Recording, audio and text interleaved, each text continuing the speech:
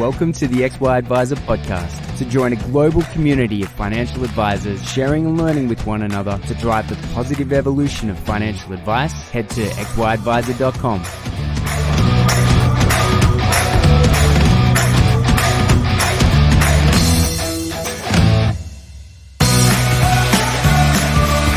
Both Zurich and Onepath life insurance offerings deliver the broadest range of offerings in the market with a combined 4 distinct solutions on offer to better serve all Australians. At Zurich and Onepath, we believe in the value of advice and the professionals who provide it. This means investing in more ways to help your clients and making it easier for you to do business with us. To find out more about how we can help you and your clients, contact your Zurich and Onepath Life or Zurich Investments representative today.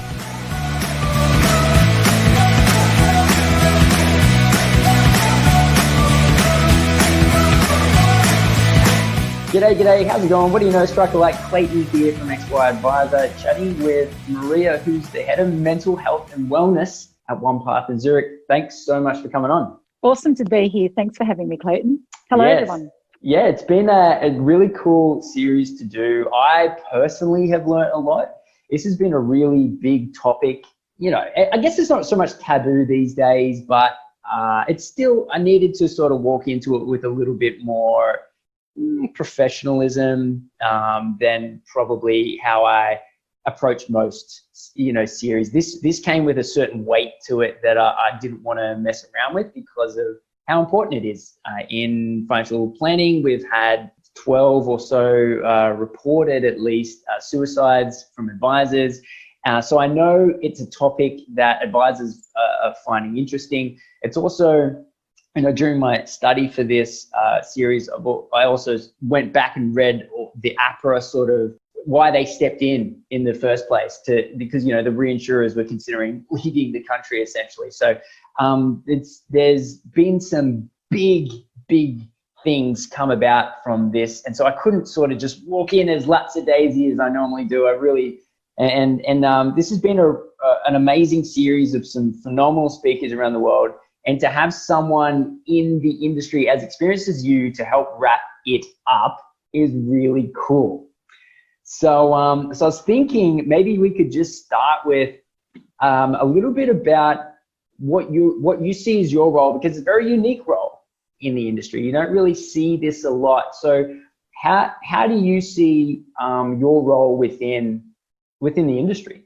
Yeah, I think that's a great summary, and you really call on some important themes there. And I think some of what you've called on is the reason why the role is here and why I'm in this role. And I have been in this role. It'll be 3 years in October, in fact, Clayton. So if we sort of really think about this objectively and take a step back, we are aware and we are learning more and more about the impact of mental illness in our community. And, there's a lot of data and there's a lot of research out there that tells us that 1 in 5 people in our community will have a mental health condition this year, and that 1 in 2 people will experience a form of mental health condition in their lifetime. So that in itself, if you think about that and you think about it as a life insurer, that those statistics are quite significant. Okay, if we look within what we do as a life insurer, we protect people's lives, we protect their livelihoods. We're there for them when they can't work. We're there for them when they are due to an illness. We are there for them when they are unable to function due to an illness. And what we are seeing more and more is that mental illness is becoming that illness and that leading illness that is impacting the way people are able to function. And it's quite concerning, and it's something that from a trends perspective, we're looking at trends. It's something that isn't. We're certainly not flattening the curve there.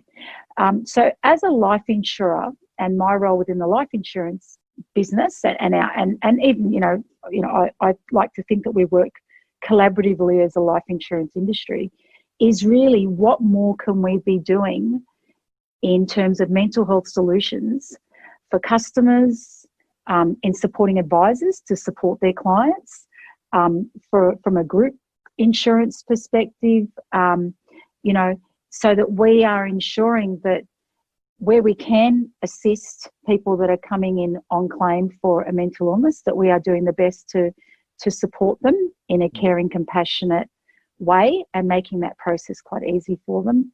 From an underwriting perspective, from a product design perspective, you know, and from an advisor perspective, something that we're really keen to do and something we're currently working on is how do we provide tools, resources and information to advisors so that they can be that holistic advisor, you know. So this is what my role is about. It's about looking at the great work that we do across our business, and we have some fantastic work that is done specifically in being able to support the mental health of our customers from a preventative perspective, from a claim perspective, and from a product perspective. But what more can we be doing to be able to support customers, the community, advisors, given what we know as a life insurer, and given how significant mental health is, you know, across our community and across Australia and globally as well. Yeah, I could imagine when the actuaries were sitting down 20 years ago that they never priced in what we've seen occur. It always does blow my mind when I look at, you could call it, I really like the way that you just referred to it as flattening the curve. It's somewhat of a pandemic, isn't it? In one way or another, this mental health problem. And I mean, there's so much to say about that as a topic that I'm just absolutely not even qualified to go near. But it's obviously an interesting thing. A couple of the things that I've learned along the way during the series is advisors, I guess, will never be in a position to diagnose, or not so much to diagnose, but will never be in a position certainly to help someone that is below that average happiness line. So the way that it's been explained to me is people have sort of a medium feeling of happiness that they consider normal. And then 1 in 5 people at any given stage and in any given year will be on the negative side of that. And then psychology has worked to get people who are on the downside back up to medium. And then financial advisors, the better financial advisors who are working in this peak performance area, are working for how to get people from this medium as far up that scale as possible. And that to me was a really interesting concept, that advisors definitely played better in that medium up rather than below to get back to medium. However, one of the other guests walked me through a very simple concept, and in as far as what insurance companies can do to help advisors help their clients, I actually did come across something which I wanted to talk to you about, which is the concept of, and this is a real thing and I'd never heard of it, it's a mental health first aid course. So in the same way that you can do a pretty low cost first aid course and have basic CPR skills, from what it was explained to me is that there is a basic course that advisors can upskill to learn the basics. And essentially, if advisors, as soon as we were to recognize someone was in that 1 in 5 and was able to refer to a psychologist in a quick enough fashion, or a more apt, because personally, I never had a single psychologist. I never referred a single client to a psychologist in the history of my career. I would have thought that would have been crazy. But during this interview process, I've learned that actually some advisors do that relatively frequently. And to me, that blew my mind. And then the conversation becomes, well, how do you have that how do you have that in a way that you're not going to annoy your client, right? So that's obviously the main goal. So I did come across this concept of a mental health first aid course, and I think that would be an amazing thing to explore with the industry and advisors. But I guess probably from your point of view, what do you, because you did mention it earlier, that mental health claims are pretty much the most common style of claims these days, or there's certainly a huge majority. What are some of the more common, I guess you could say, claims or experiences that advisors, insurance companies are having around claims? Yeah, look, I think that's a great question. And if we look at it from an aggregated perspective, so if we look at it from an industry perspective, Clayton, in 2018, $750 million of claims, worth of claims, actually related to mental health. Yeah, wow. And then if you break that down, 22% of the mental health claims accounted for TPD and DI combined, from a group and a retail perspective. So it's 22% of those claims. If you think about mental health as a claim cause, it is the number one claim cause for TPD claims. So if I can just, that was for 2018, if I can just articulate that in terms of what that practically means. So that practically means that the number one reason a person was on claim for total and permanent disability was due to a mental illness, right? So, you know, we're talking about pandemics, and we're talking about the impact that we've seen of the pandemic recently in our community. Let's talk about that. Let's talk about mental illness, and let's talk about the impact that it is having on individuals and how individuals are able to continue to remain healthy and contribute in a positive way to society, to their work, to their families. You know, the leading cause of claim for TPD is mental illness. If we look at disability income, it's number two. So it's wrapping up the top two, right? And then we look at, out of all of the claims that are paid, so in terms of, you know, sums insured across the industry, out of all the claims that are paid, it's about $1 billion. 12% is attributed to mental illness claims. So that is quite significant. So if we sort of think about that, often, you know, we have discussions, and there's always the question, you know, is it a white collar? Is it really specific to white collar? You know, and is that what advisors should be aware of? Yeah, there's been a great paper that recently came out. It was a joint paper by the FSC and the KPMG, and it was a research paper, and it researched the impact of psychosocial factors on mental health and how that actually impacts life insurers. And there's a really, it's a significant paper. It's quite large. It's over 100 pages, but there are some really key points in there that I think are really interesting to call out here.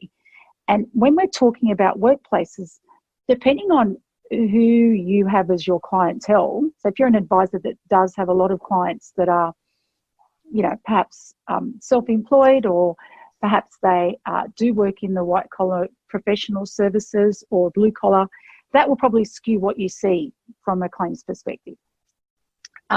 Whereas if you have a more diverse group of clients, then generally the trends are really around the nature of the work.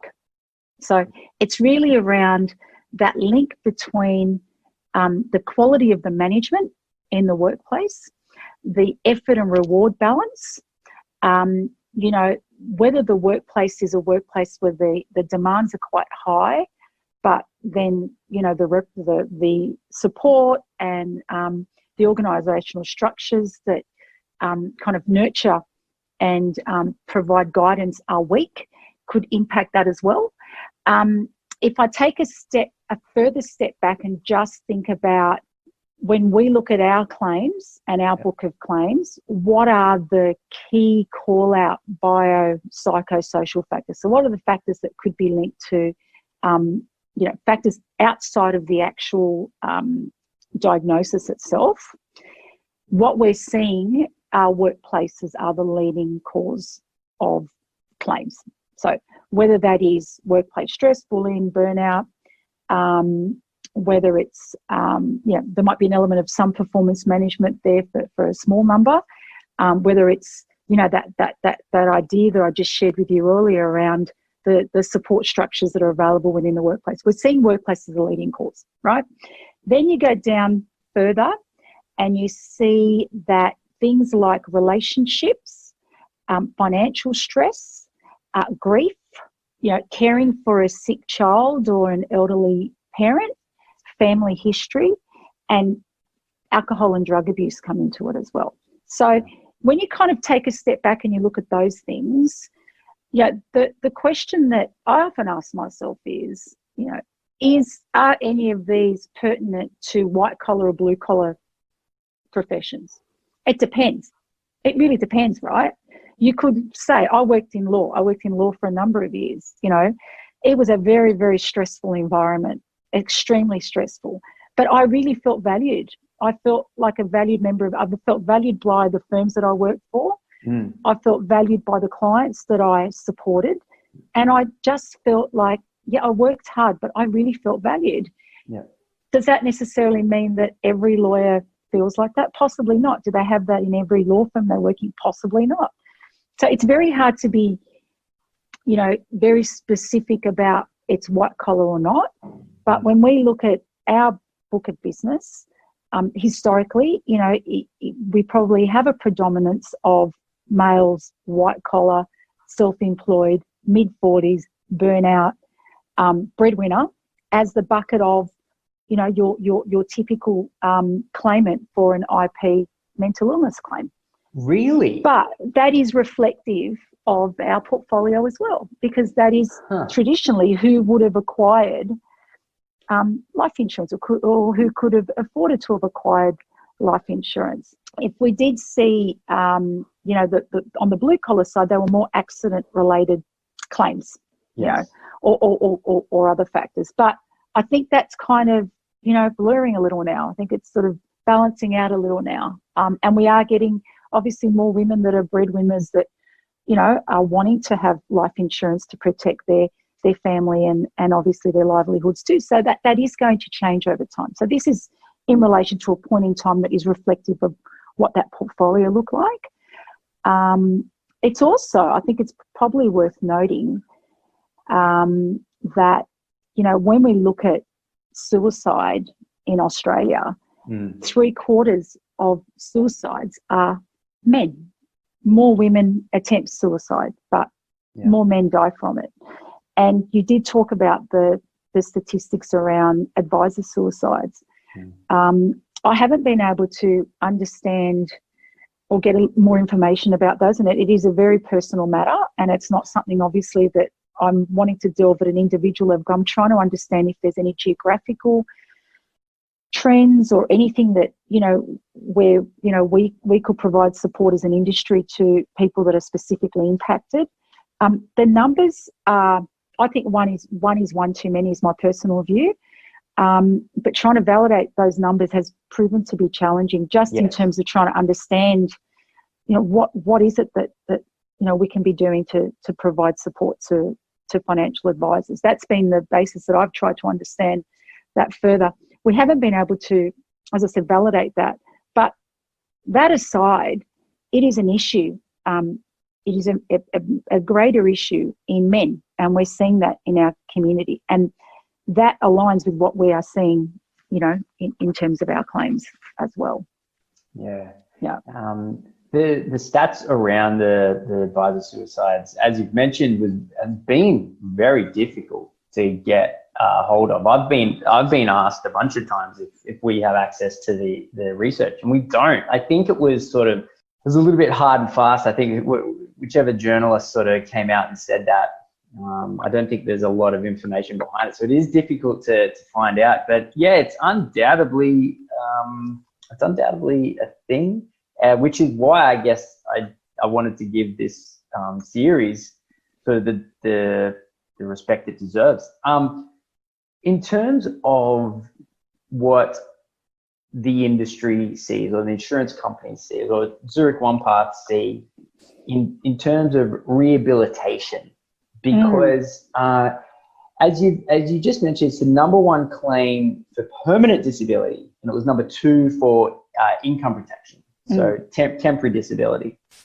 I find that, I guess, it makes sense during the process of this series. I've had a number of discussions, and essentially what it is, if mental health is a reason for even temporary disability, then if it's not taken care of, things get rapidly worse. So it's not, it kind of cascades from there. So and I guess, and it's a little bit controversial, this angle I've sort of taken with this series, but I like to look at things kind of rationally and excuse the emotional side later. But the way that I've kind of looked at it is, advisors have traditionally felt they've done their job by ensuring clients are well insured and successfully claim. And so the role of the financial planner has seen themselves as the defender of their client in the worst case scenario. And I love that, and it's true, and I don't take that away. However, and this is a little bit of the controversial part, is that the best we can do? Is that our job? And is that in the best interest of the client? Is the best interest of the client to have them get the most amount of money with the least amount of work? Is that the best interest of the client? Or is it the best interest of the client to go back to work and not get free money? That's a huge sort of concept, but it's one that, the way that I'm looking at what's going on, it's one that has to be had. It's an unavoidable. When I was reading the APRA letters about forcing the whole industry to change, because, and the way that I've sort of used the term is the advisors, we broke the bank, like that. We went in and we did such a good job that we were set out to achieve, but we did it too well, and so it wasn't sustainable, and APRA had to come in, and I understand, like, after going back and reading the documents, it made more sense why those changes had to occur. But it's also dawned on me, if advisors are adopting a greater responsibility, a holistic view to their clients' wellness, we've traditionally seen our job as being successful if the client gets the most amount of money and then they sit on the couch watching Netflix every day, right? I get it, and we've definitely done the job, but would we want that? Would we want that for our best mate, right? For our best friend, would we want them to get the most amount of money and sit on the couch every day? I don't know. I kind of think I'd want them to get back out there. That's my honest truth, is that I'd want them to feel like they're contributing, and I'd want them to feel like they had their moment to recover, and there were things that were done to get them back out there. And I would be sad for my friend if they sat on the couch, whether they had $1 million in their pocket or not, because I go, and not to say that money doesn't help. Money definitely helps. Like, I'm not suggesting for one moment that money doesn't help, but is it the best part?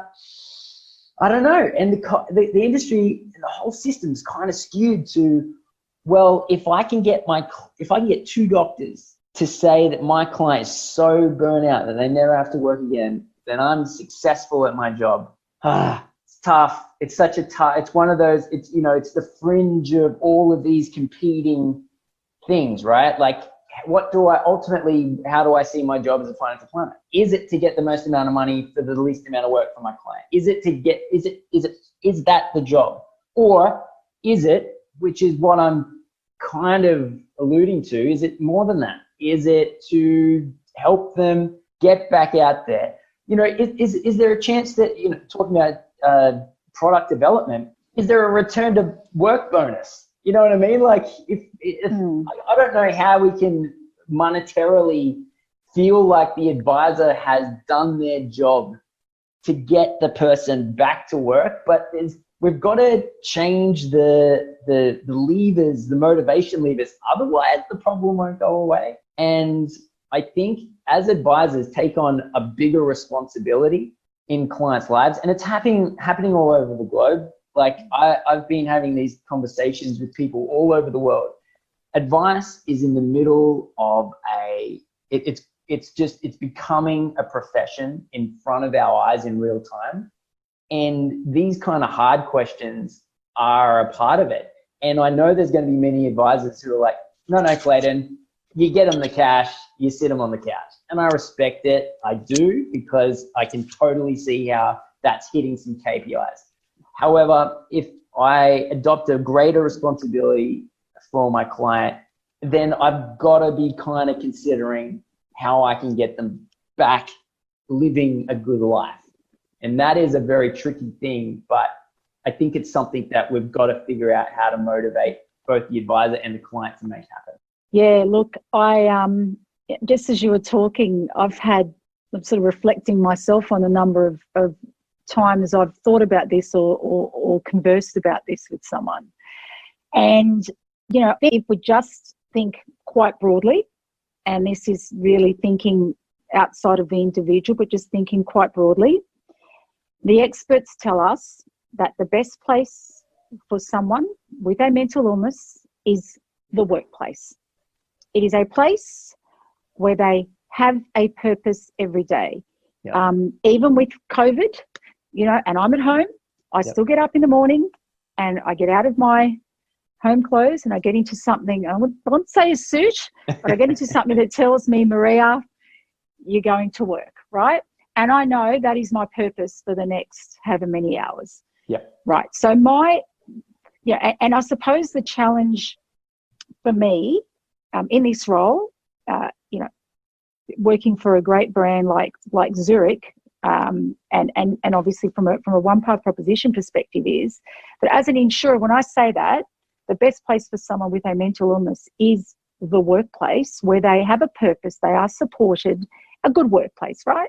Not the workplace that necessarily caused them, if it was caused by, their mental illness was caused by the workplace, but a workplace where they feel supported, where they are contributing. You think about that, and you think about this person may or may not have a family. You know, how would their family feel about seeing them sitting on the couch every day, not getting the help that they need?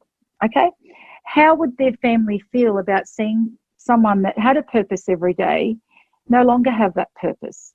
It spirals. It absolutely spirals. And you know, whilst I'm not a psychologist, I've read a lot and I'm very passionate about this space. And the one thing that we know is that every day a person stays at home is one less day that they've got that chance of actually getting better. And, you know, the role of, you know, rehabilitation within an insurance business is actually to really put the client at the centre of that support and looking at what they actually need from a holistic care perspective. And ensuring that, you know, we are supporting the mental well-being of our clients. And we're not just saying, well, you know, here's your payout, off you go. Rehabilitation is there to actually support a return to wellness, not so much return to work right away, but getting someone to a point where they are well enough that they can make an informed decision about what it is they want to do with their work or whatever it is they want to do. What we're finding from and if Alicia was here, our rehabilitation and wellness manager, you know, her passion is providing customers with a seamless continual journey. It's actually about from the day that they're unwell and telling the employer that, you know, we need to support this person all the way through to their recovery. And by doing this, you actually then reduce that burden on the individual that they may feel in terms of, you know, perhaps how their family perceives them, perhaps how they're feeling about themselves. They've actually got a purpose. They've got a purpose to get themselves better and to get into the rhythm of feeling like they're contributing again. You know, it's a tough conversation, I think, for an advisor to sort of have with their client that is unwell as well. And I'm not in any way saying this is easy, but what I'm saying, and I'm very passionate about, is that just because someone has a mental illness, it does not mean that they cannot contribute or work and add value to a workplace. it doesn't mean that. And part of what we're passionate about, and as I said, Alicia is passionate about, is providing that support and tapping into the things that we know have worked for other clients. And there's so many case studies, so many things, so many examples that I could share with you of where, rehabilitation and having that as a service within a life insurer has made life-changing differences to individuals and given them the opportunities to do things that they never thought possible. Like, the lawyer that opened up a yoga studio, and, there's just so many different scenarios, right? But my firm belief and my passion is really, where can we all add more value? We're seeing this global trend, particularly post GFC, about, the client is the centre of everything we're doing, So where can we add more value? And, some suggestions, as an advisor would be, you have a long-term relationship with this individual. You want to be able to, support them and be that confidant and, perhaps usher them if it feels like they're not quite going the right way. Is it the right thing for you to encourage that person to not get the help that they need, and not get back to a level of fulfillment? They've got families, they've got communities around them that can support people in that. And part of the advisor's role, I think, in terms of providing extra value in that relationship, is giving that broader lens on, there's a whole lot of research that says that you can go back to work even if you have a mental illness, you can go back to work. There's a lot of research out around that. Even if someone has a mental illness and they're on medication for that mental illness, that doesn't stop that individual from going back to a workplace that can support them. I think that the conversation needs to be about, well, what greater value can I bring to this partnership between myself and my client, rather than, let's just, go through and I'm not saying this is what advisors do, but my personal view is that, my relationship with my advisor is one of trust, and it's one of, hey, Pete, I need your advice on this. What do you reckon? He has been there every step of the way for my husband and I in terms of anything quite significant from an advice perspective that's happened in our lives, right? And I would hope that if touch on what I, was one unfortunate person that had to go and claim for something, that he would be giving me sound advice about, hey, you love your work, you love what you do, let's help you get better, and let's get you back to doing something that you love. You don't want your kids seeing you sitting on the couch all day. You don't want that for your future. This isn't what your destiny is. That's what I would expect from him as my advisor. That would be a minimum expectation. He's done it with other things where we've sort of thought, had a conversation with him a couple of years ago, where we were talking about school fees. I've got 3 children, saving for school fees, and I said, it's going to cost us a lot of money. I think I should get rid of my trauma cover. I don't think I need trauma. What do I need trauma for? I've got income protection, I've got all these other things. And he said, no. Don't get rid of trauma. And he went through and started, sharing some stats about some of his clients that were my age group. They'd just been diagnosed with different things. And, he just sort of, I thought, okay, you're right, I won't. I would think that he would do the same thing in this scenario. If I'm like, I'm just going to sit on the couch every day. I'm not motivated to get better. Maria, you've got a family. You've got, you've got 2 degrees hanging on the wall. You can do something with your life. You've got a life insurer that's got a really experienced and passionate rehab team that can support you. I would hope they're the conversations he'd be having with me. Because that to me is giving me value. It's, as his client, I'm getting more value than completing the form and pushing it in. And that's what, I would be looking for as a client. And that's what I think. In a world where the client and the customer are king, and they're looking for that extra, that 5 or 10% extra from relationships, that's where you can add more value. Absolutely. Yeah.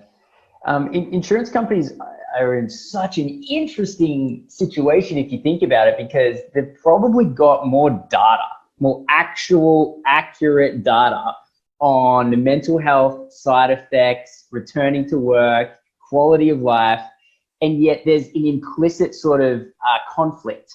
Or we can't necessarily believe what's coming from the insurance company because they're motivated to get people back to work. That's just a natural, unavoidable situation, which to me just makes it really difficult. I think, is there much research that's done by, let's call it independent, right? Because at the end of the day, I think advisors understand what you've just said is accurate. And yet, because of the fact that it's the insurance company that says this stuff, there's a disbelief.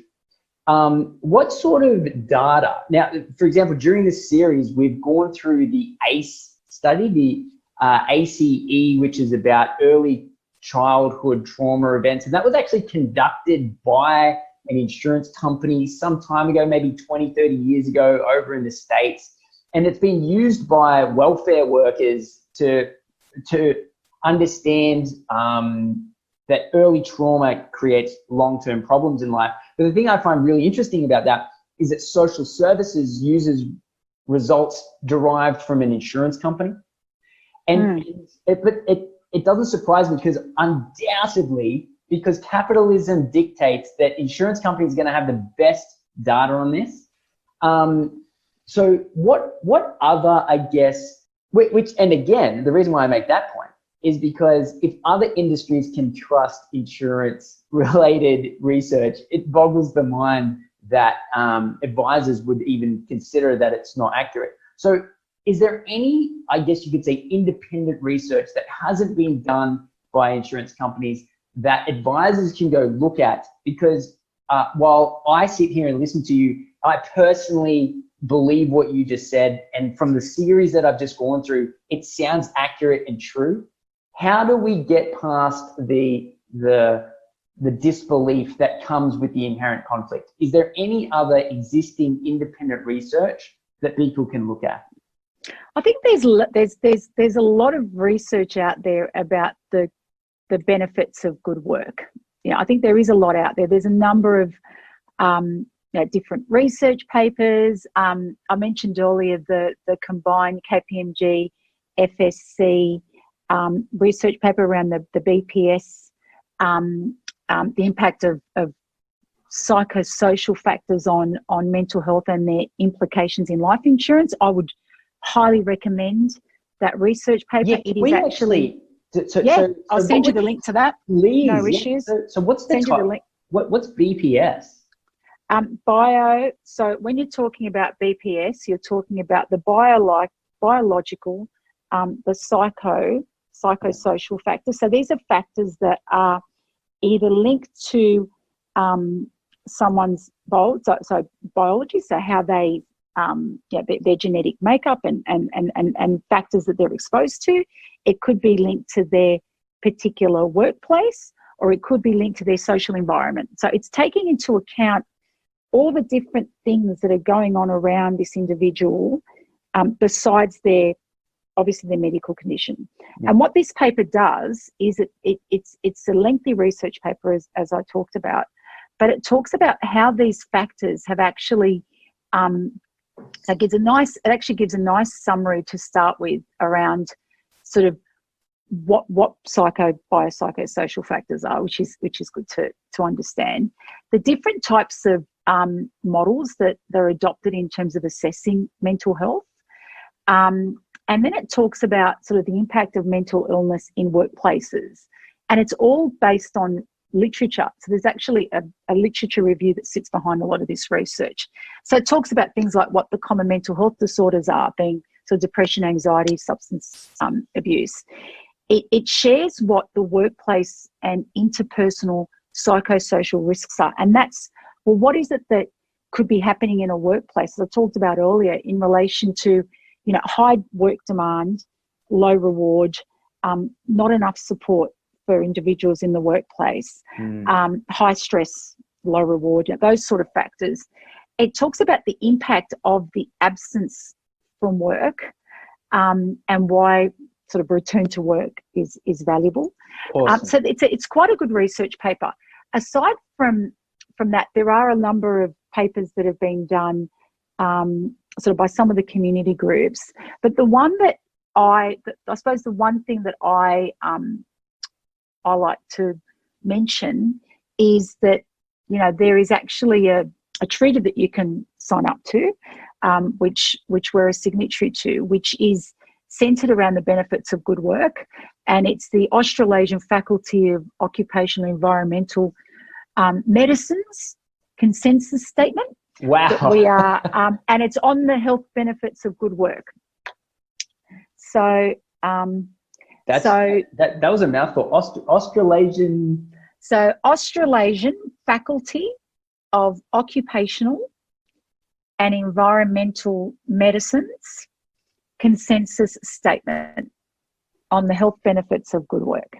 Awesome. And that is independent, and that talks about, you know, work and why work is important, and why, you know, we as humans need to have something that makes us feel fulfilled and makes us feel like we're contributing.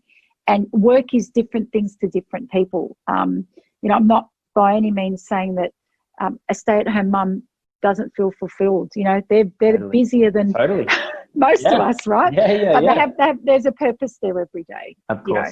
And that's what it's living a purposeful life. And this is an independent piece of research. I can send you the link to that as well, Clayton, afterwards. That would be really helpful. If that would be valuable. But yeah, I think you're absolutely right. I think it's not an easy point to make when you are, you know, a life insurer. There's always that. It's a shame, which is why all of the guests that I've had on this series have said the same thing, right? Have all said the same thing, and they're all independent, and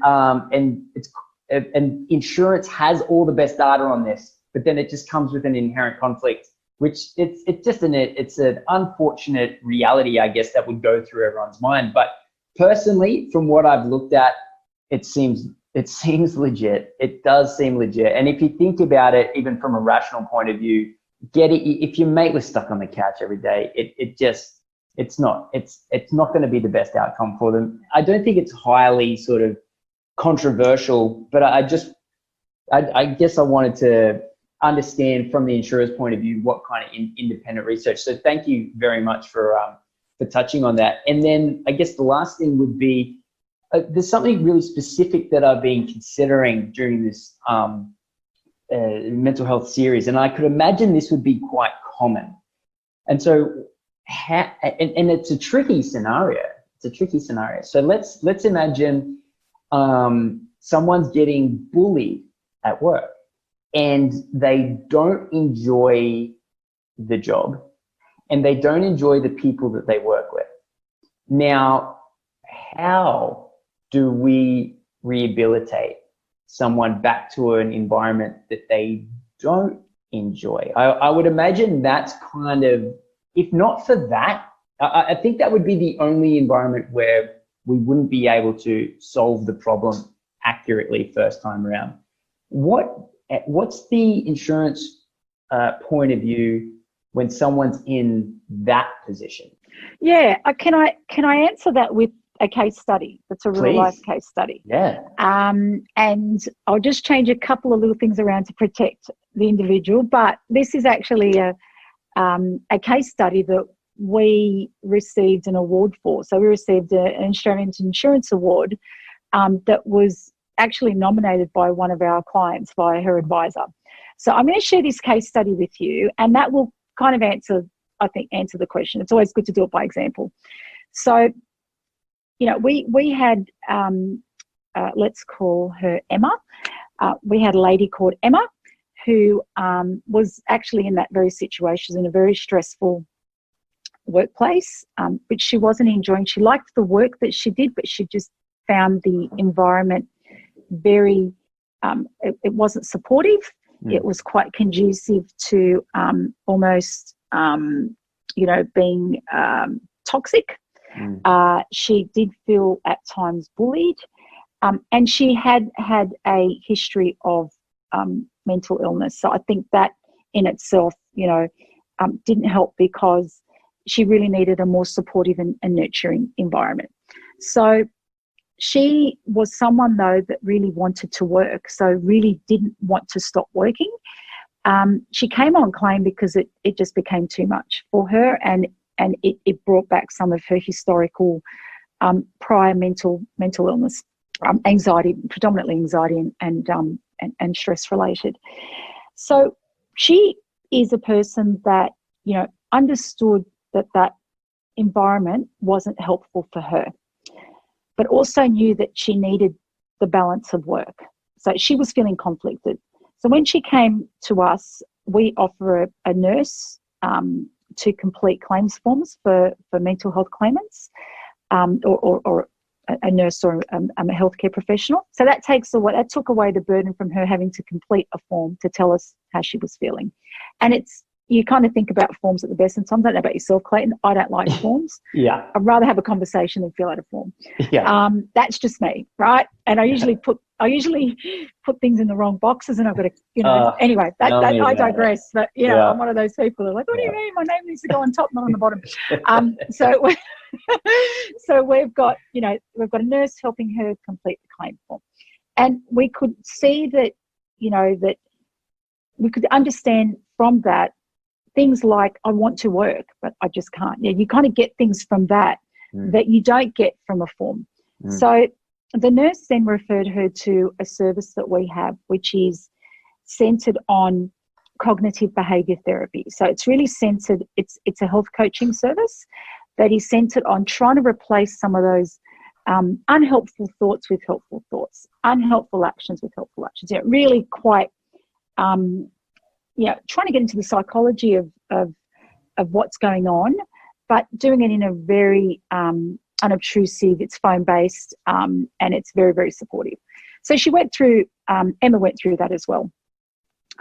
And then after sort of talking to her and our rehab team talking to her about her history of workplaces that she'd been in and etc., we identified that she really enjoyed where she had worked 10 years before, and they knew of her history and they were very supportive of her, and if she could get back there, she'd be really, really happy.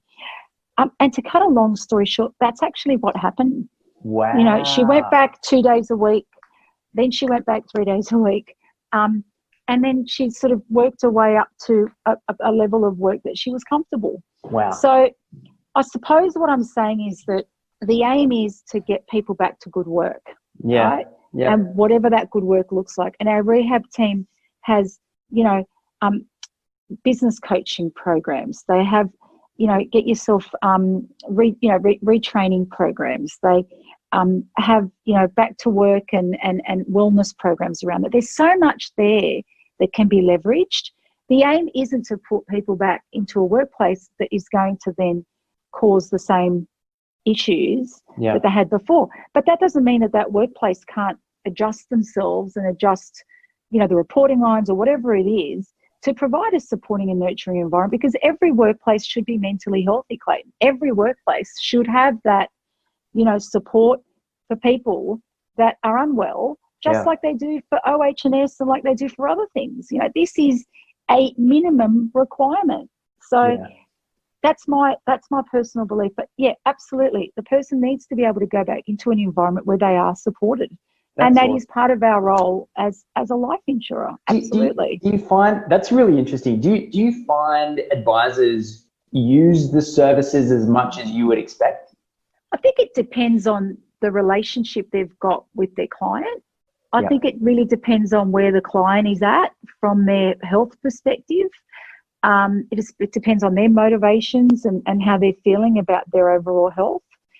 We've got, some pilot programs at the moment that in the group space that isn't an advice business, obviously, where it's really self-driven by the end member to partake. And some of the outcomes that we're seeing there are extremely positive. But we also see that on the retail side. I think it just depends. Yeah, it depends on the relationship, what the expectation is between the advisor and obviously their client, how far they can influence or really encourage their client. But, it also depends on what the advisor sees as their role in that relationship as well. Yeah. There isn't really a simple answer to that. But again, it's a hard message to deliver as a life insurer. But my firm belief is that these tools and, the rehab teams, highly skilled rehab teams, are there to support your client. They are there to support your client get to a place where they can, feel well again, hopefully, or, be at a point where their illness is manageable so that they can, get back to a place that they're happy and fulfilled. And that, what you talked about earlier, because good mental health is about being able to deal with life's ups and downs, feeling fulfilled, but bouncing back. It's having that bounce back, right? Absolutely. Because we all go through stuff, Clayton. Absolutely. We all go through stuff. Absolutely. Right? Yeah. And I think, we talked a little bit earlier about mental health first aid. And I looked at some of your, the lineup that you've had is phenomenal. Some of the topics that you've touched on and talked about, wow, 10 years ago, would we have been having this conversation? Highly unlikely. Yeah, definitely not me. 10 years ago, would a number of life insurers have had people in mental health roles? Highly unlikely. Yeah. But here we are, with topics around financial advisors approaching their clients in tough times with empathy. Absolutely. Yeah. Empathy is part of understanding what it is that your client needs to get back to a place where they are fulfilled. Yeah. They are contributing. I particularly liked Eric Pryby's podcast around sharing personal experiences. Yeah. And I know that we're coming to time, Clayton, but I want to quickly just share this story with you. My last flight of the year was in early March up to Brisbane, and I was very fortunate to be presenting to an advice business, and I was really humbled by the fact that someone in that room stood up in front of their peers and shared with them that they had been in therapy for a very long time, and in fact therapy gave them the balance that they needed to be able to, live life every day. And when they didn't have their therapy, most of their family actually identified, you haven't been to your therapist this month, have you? Wow. And I suppose I'm sharing that story because what then happened was everyone clapped, and it was almost one of those Dr. Phil moments, but it was really authentic, right? And then people started to share their personal experiences about, oh, right, can you tell us a little bit more about that? And, when we were afterwards, we were having a sausage roll and a beverage, nothing beats that, right? And mingling, I like watching people. I love watching people. I just watched people gravitate and just talk to this individual and just talk and just, share. And I just thought that is the power of connection. Yeah. That is the power of saying, I've shared something with you. You now have permission to share something personal with me. You kind of, when you're in a meeting and you think, oh, I don't know if I want to say that, no one else is talking. And then someone says it, you go, oh, I'll say it now, that's fine. I generally don't feel like that, but, years ago I did. But, it's that kind of, you now have permission to share. And that in itself then contributes quite positively to rapport, and when you have rapport with your clients, which you had Dr. Anne Dadich talk about that as well. Rapport is that connection. It's that connection I've got with my advisor, Pete. I know he's got my best interests at heart. I know when I'm saying something stupid like cancel my trauma, he's saying, I'm not cancelling your trauma, and this is why. Yep. And that is rapport. And when, and I hope this never happens, but I hope if I ever was unwell and had dark days where I thought I'm never going to go back to my old self, he would help me pull through that. That is what I'm hoping for. And that is where the power of relationships the power of connection that advisors have with their clients. That is where you can do some real good with that.